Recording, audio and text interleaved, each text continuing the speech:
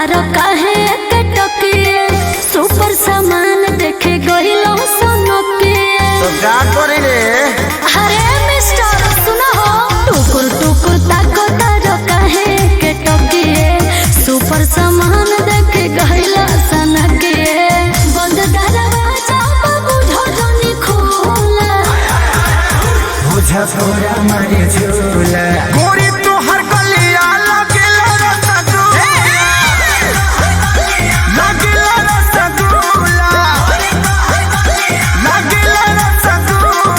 तनी पेड़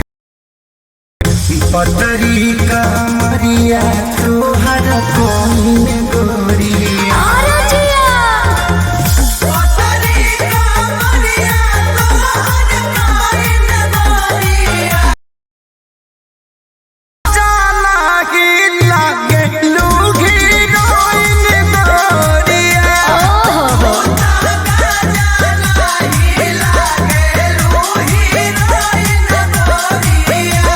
कुछ भी बोलते हो है ना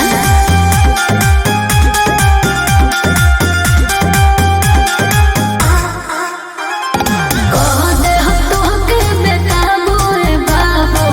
हमारा में बाबू समझा दो रे बाबू चुप हे गरीब के उधार करना हो अपना नाम पर चढ़ा के ओ पार करना हो टूट जाई तुम्हारी बाबू फला जोनी उल्हा बुझा छोरा मारे झूला गोरी तो हर गलिया लगेला रसगुल्ला लगेला रसगुल्ला लगेला रसगुल्ला साचो का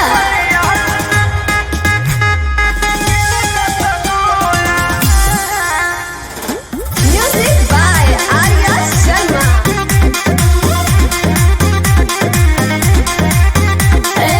ढेर जदि खइबो तो बजाइबो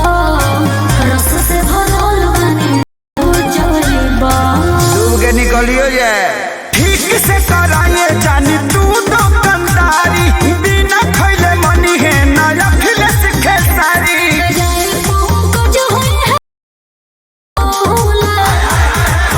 बुझा छोरा मारे झूला